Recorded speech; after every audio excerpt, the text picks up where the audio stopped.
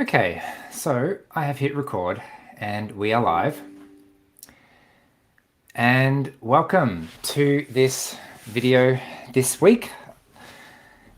We are recording live as opposed to the usual weekly premiere that I pre-record and then we all watch live. So this is a bit of a new experience for me. As I mentioned to a couple of you in chat, I'm a bit nervous about today because of the topic. Well, not because of the topic. The topic is the reason, and I hope to describe the reason a little bit around the challenge that communication is really hard sometimes. And I don't know if you experience this, but just because there's an idea in my head does not necessarily mean that it's possible for me to put it into words or communicate it to another human being in any meaningful way very easily. So that can be really stressful sometimes, as some of you may know, trying to find an expression for yourself. And I am realizing that I tend to be quite afraid of miscommunication, misunderstanding, and that fear of misunderstanding and miscommunication is exponentially more the less I know the person and the context that I'm speaking to. So, for example, if I have a close friend and we're speaking one on one, then that is really relaxing because I don't need to worry about saying the right thing. And here's the key thing. I don't always know what I want to say. So that was part of the reason that this video was a little bit stressful for me to decide to do, because I have an idea of what I want to say. I have like probably 70% of an idea of what I want to actually say, but and I had plenty of time. I even sat this morning thinking, do I want to sketch out a bit of a structure for how I want to go about this video? And the more I did that, the more stressful it got, because as soon as I put the ideas on paper, they weren't quite right. And as soon as I tried to sketch out the structure, maybe I should start by saying this, and I should definitely remember to say this, then it just started getting really stressful. How am I going to remember to say all those important things that I want to say in the moment without writing them down? And then I try and write them down, and then I've got this ugly list of so many different points and ideas that I really want to make sure that I cover and that I share. And there's no way that that list is actually going to help me. Actually, what that list is going to do is frustrate me and overwhelm me and confuse me. And I'll look at the list and I'll be reading. I did write a few things down, and I'm like, oh, it says stress and energy. What does that mean? I can't just speak to that. What did I mean when I wrote down stress? What did I mean when I wrote down energy? And then I'd have to try and figure out what I was trying to communicate. So that is the essence of the problem. Even when I'm communicating to myself, I'm not necessarily able to communicate notes to myself that trigger the right memories later so that I can actually speak about it in a coherent way. So for the members of my Patreon supporters who are here, you've probably seen this already this week. I shared a post about trying to share more raw ideas with you all via the Patreon group, and that's really exciting, because the challenge with communication is that when I start to communicate, I don't have a clear idea of exactly what I want to say. And it's in the process of actually saying it that it becomes clearer. And it's in the process of the person I'm speaking to either understanding or not understanding that I get feedback as to whether I my communication was satisfactory or whether I need to actually change it because my first way of saying it didn't really make sense. I often describe my memory. Have you ever seen those plastic monkeys, and they have one arm goes this way and one arm goes the other way, and you can kind of link them all up, and they're all in a big jar, and you pull one, and my memory is like you pull one monkey and it's kind of, it grabs the next one, and then it grabs the next one, and it grabs the next one, and I don't know what the only way to get to my thoughts and memories is one monkey at a time, and it needs to be a continuous string of information. Some people will tell me that I talk too quickly or that I ramble a little bit or something like that. And the reason I do that when I am trying to be articulate is because my brain works at a certain speed. And if I go too slowly, my other analogy is like if you're on a bike, you can go at a certain speed and that's fine. And there's a maximum speed and you can't really go faster than that because it's too hard. You can't pedal that fast. But also there is a minimum speed. If you go too slowly on a bike, you don't have the momentum to stay balanced and end up falling over. So it's a little bit like that with my memories and with my attempts to communicate. I have to go at a certain speed, otherwise I forget what I'm talking about. And if I stop to try and clarify what I'm talking about with myself, then then that's a big gap in the process. That said, what happens if the person I'm talking to doesn't understand? I have to stop and retry the same thing until I've successfully communicated, which is why for me feedback is so important. And the problem with online communication, and this goes for talking to a camera, this goes for emails, this goes for so many other things, this goes for creating websites and other things that just get thrown out onto the internet, is that I'm always worried that someone will misunderstand, take what I said out of context. If I've got half of an idea, chances are the other half of the idea that isn't formed yet doesn't really make a lot of sense. And I'm kind of relying on you. This is what I do in verbal communication. I rely on you, as I'm doing in the moment right now, to kind of fill in the gaps and figure out what I mean and figure out what I'm trying to say, and meet me halfway with that communication so that I don't need to communicate perfectly, so that I can express a half formed idea.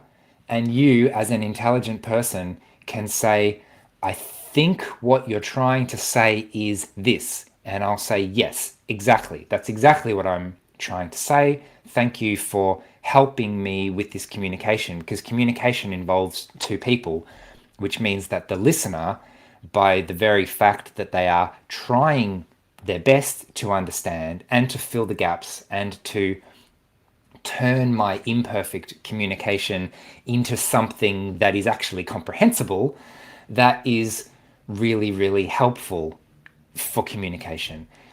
Without that other person, without the other person trying to understand and trying to meet me halfway, then I feel like I am solely responsible for the success or failure or degree of understanding that is created in the situation. And I have falsely done that a lot in my life, taken, and by that I mean taken too much responsibility in communication. I have tried to be as clear as I possibly can with my communication. I have chosen precise words and expressed myself very clearly and precisely in an attempt to avoid misunderstandings. And this does not work. I only realized this sort of later in life. So all of my teens and early 20s, I was still trying to avoid misunderstandings and avoid miscommunications by communicating really explicitly.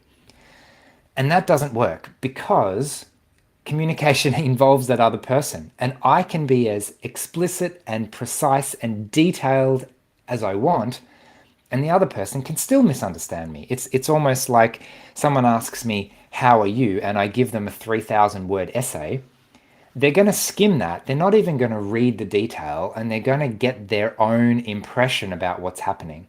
And so what that does is it puts a huge amount of pressure on me to communicate perfectly, to attempt to avoid misunderstanding. And it actually creates misunderstanding because I've given too much information. So, ironically, I learned this whilst traveling, whilst trying to speak to people who either didn't speak English, or I was trying to speak to them in a language other than English that I am not fluent in. And when I am speaking a language other than English, it is impossible for me to be as clear and precise and perfect with my choice of words and my language because I simply don't have the skill in other languages to do that. I would end up talking some kind of pidgin in another language, just throwing a few different words together. I often say when I was traveling, the most fun language for me to speak was Italian, and the reason for that is because I never really learnt it, which meant I didn't know any of the grammar, which meant I didn't know what the right answer was, which meant that with a dozen different verbs and half a dozen different, you can the nouns are not too difficult because other European languages with English, with Spanish and French and German and stuff, you kind of you can get by. You can just guess a word in a different language and it's pretty close. So with a dozen different verbs, you can just sort of put them together. You're not worried about grammar. You're not worried about conjugations. It's really, really simple. But because I didn't know any better, it had to be good enough. And I wasn't criticizing myself for that. And the really, really surprising result was that I could actually get by reasonably well. I could actually communicate reasonably easily in really simple things like, where can I buy a book? I'm looking for a new journal. I'm hungry. I'm looking for the train station. The kind of traveler language that you end up speaking. So my challenge at the moment is creating content for this channel and everything else that I'm doing with Autism from the Inside. I have the idea that is so clear and so important and not completely fully formed yet. Just like the idea for this video, I feel like there's something really important that I'm trying to express here, even though I haven't potentially got the language to actually describe it yet.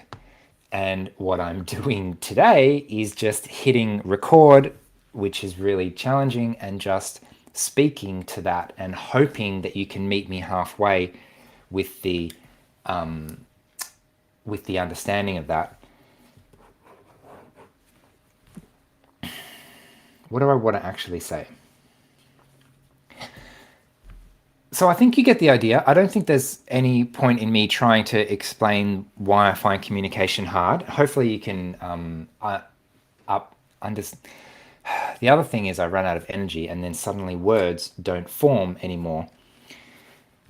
So this is the point where let's get a bit more interactive. I've been focusing on pulling out the monkeys in the right order at the moment, so I haven't really been reading all of the comments that everyone has put in the chat yet.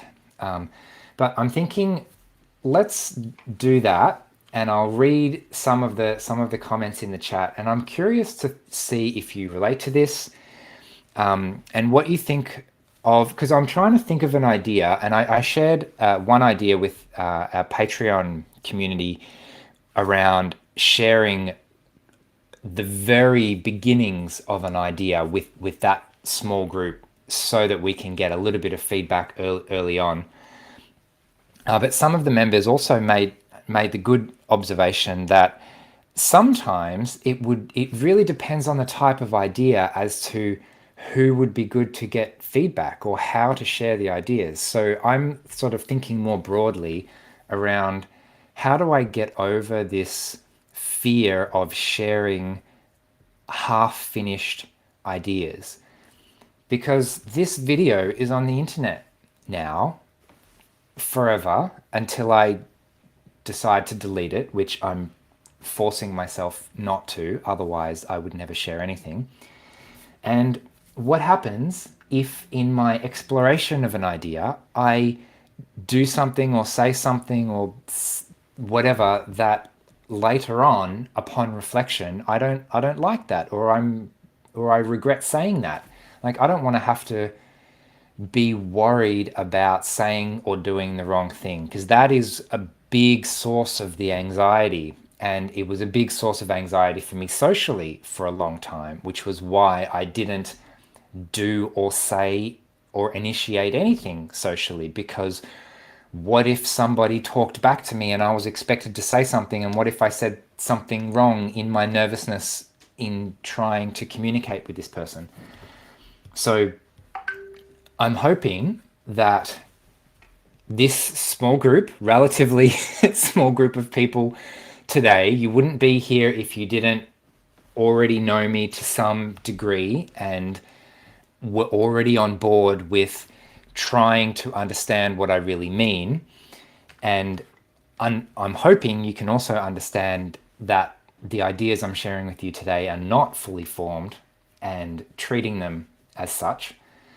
So I believe that YouTube has the option to trim a live video later. So what I'm hoping to do is say goodbye, sort of, and then later on I can come back and trim the video so that the permanent internet copy of this video will kind of finish at the whatever minute mark we're at the moment.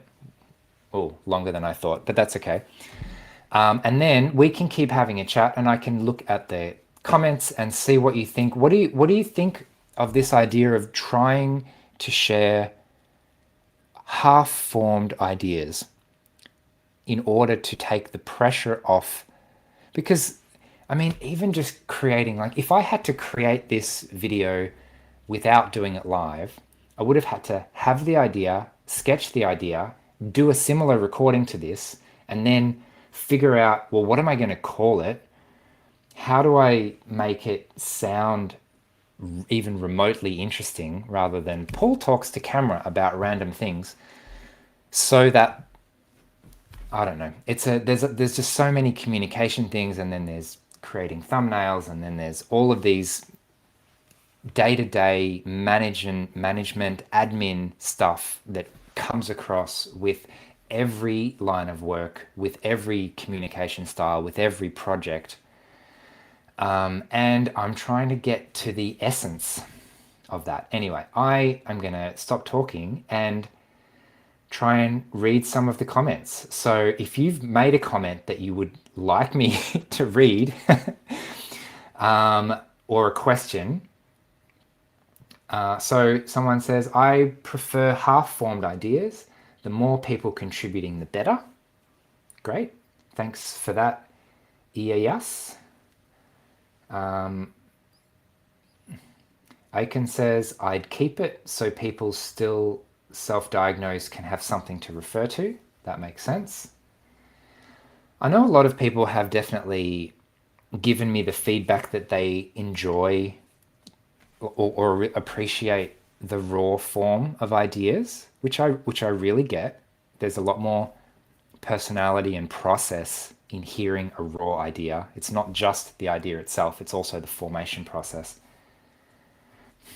Half formed ideas is my middle name. Perfect. Sometimes good ideas can come out of sharing thoughts. I just want to know your train of thought for videos because I want some advice for making presentations. And when I think about this, when I was younger, like in school, for example, if I ever had to do a presentation, stand up in class and actually speak to people, it would take an insane amount of time and energy. Like for a 5 minute presentation, I could easily spend a week preparing and preparing and preparing and preparing. I would basically have to memorize the whole thing by heart. And what I would do is I would write and rewrite the script, and then I would start the memorization phase, and then I would rewrite the script again because I'd realized that how I write is not how I talk. And if I'm trying to memorize the essay that I've written for a speech, the essay might be fantastic, but it's just not in a format that I can remember to actually say. The ideas don't bring themselves so that I would have to remember each thing by itself, and the monkeys don't help me out with bringing the next monkey along with it. Okay.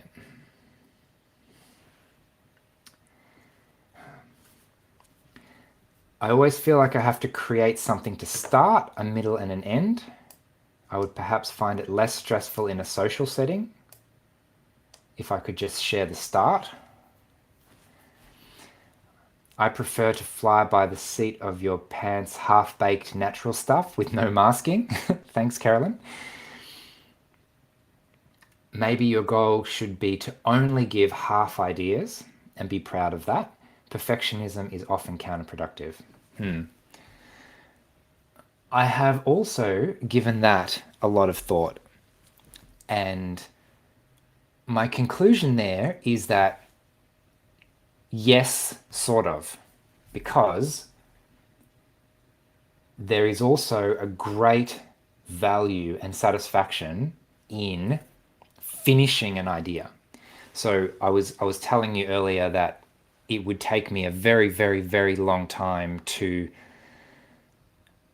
create a presentation, like at school, for example, or even afterwards when I started getting into autism advocacy. The very first talk on autism that I did, it was for Monash College, which is a community at my university for international students, and it took me full time, 8+ hours a day, 3 or 4 days to come up with a 20 to 30 minute thing that I was happy to share, that I felt confident sharing. Actually, not that I felt confident sharing, that I eventually, after 4 8-hour days, I thought this is gonna have to do, and I'll just have to try and see what happens. But eventually, after I've put so much effort into it, the result is legitimately really good. I remember I went to an autism in education conference a couple of years back in Queensland, and by like I had a lot of time to myself. I had a commute into the city and back, and I would just go through my slides and go through the presentation in my head on the train, and I'd basically memorized the whole thing, and I was really comfortable and really happy with the content, and it was phenomenal. I could probably pull it up and deliver it at any time right now without any preparation at all, and it would still be phenomenal because I put so much time and energy into doing it that the result is actually really good. So, what I'm looking to do, hopefully, is yes, share half thought out ideas, But wouldn't it be fantastic if some of those half thought out ideas went on to be fully formed ideas that I could share not only with a small group of people that know me, but that would be accessible for the general public. And that's the whole point of the challenge with advocacy and public education, is to create accessible ideas so that someone who doesn't know what autism is, doesn't know that emotional intelligence is important, doesn't know what how neurodiversity affects basically everything, can stumble across an idea and say, oh, wow, that makes sense. Maybe I should look more into how to be more inclusive when it comes to neurodiversity, or things like that. It's funny, sometimes in the premieres, every once in a while someone will say, wow, you're doing such a fantastic job of being in the comments and talking to the camera at the same time. So this is just putting the record straight that I clearly cannot read comments and talk at the same time. Okay.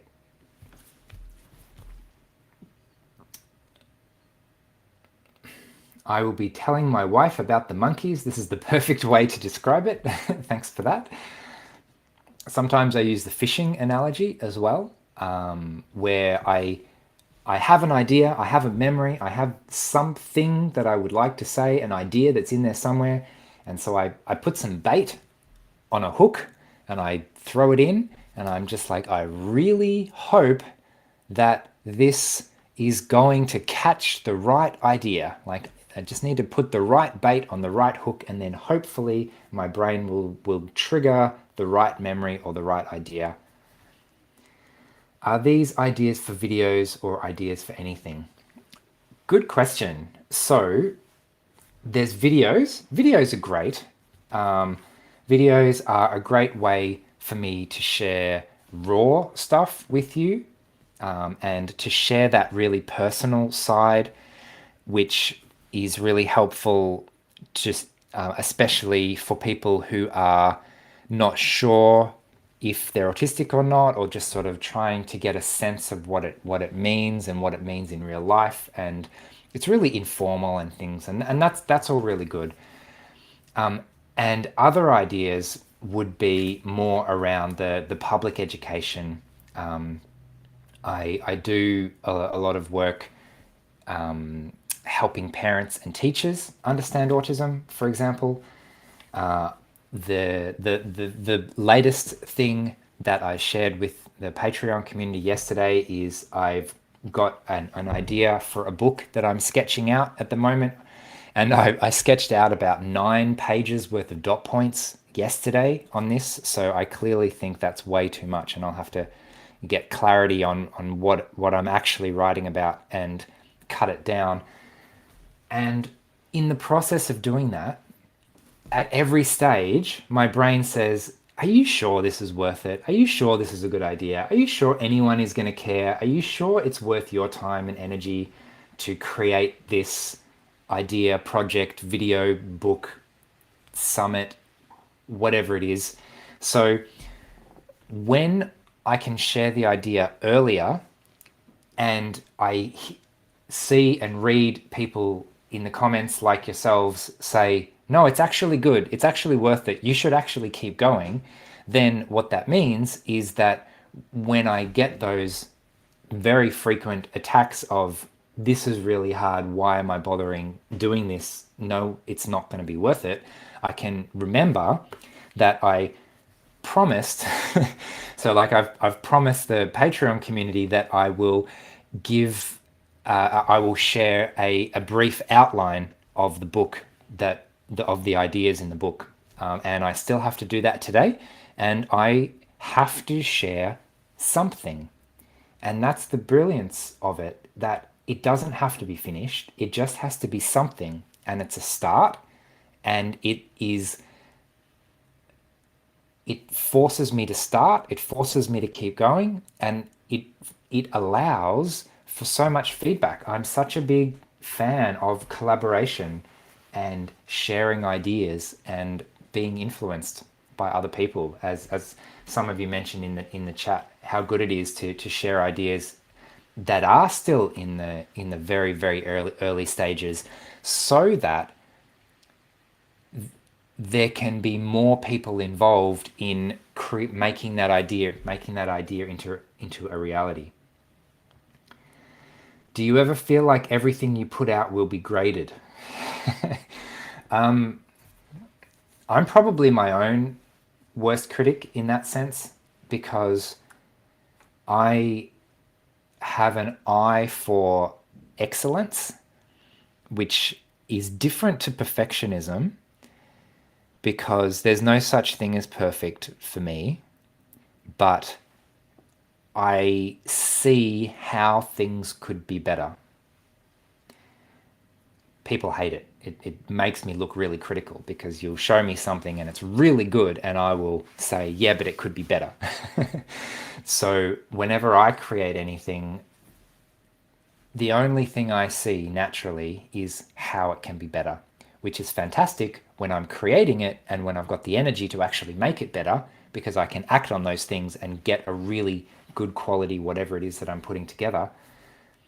But it's not good for motivation, because all I ever see is not good enough, not good enough, not good enough, could be better, could be better. And so getting that feedback to hear that it actually is worthwhile is really, really helpful. Okay, so as I mentioned, I didn't really have much of a plan of what to do today, other than force myself to turn the camera on and try and share this idea with you. So I'm curious as to your suggestions, feedback, ideas. Would you like to be more involved? Would you like me to do more live things like this, where wow, as I say that, I really don't want to do that. This is really hard because of the fear of not preparing and speaking to the internet without preparing and regretting it later, or maybe I just need to get over that. Anyway, that's me talking to myself. Hi, you're still here. Great. Good to see you. Do you want to be part of a volunteer group? Do you want to... I've no idea how this is going to work. So we're trialing this with the Patreon community at the moment. So feel free to jump on that if you want. There are some very low price point entries. There is a mandatory financial contribution of about $1 a week, but hopefully that's not too high for those who want to join in and get more feedback. I think I should wrap up very soon because my words are running out. But thank you to everyone in the chat. That's been really, really helpful. More live, please. Thanks a lot for that. Saved by grace. Maybe more polls. That way you get more info through the live. Could be. And yeah, I guess I just appreciate the support and encouragement, and the reminder that it is worth doing things. Wow, my words. Yep. Okay, I might say goodbye there, but thanks so much for watching, and we may do something like this again. I'm leaning towards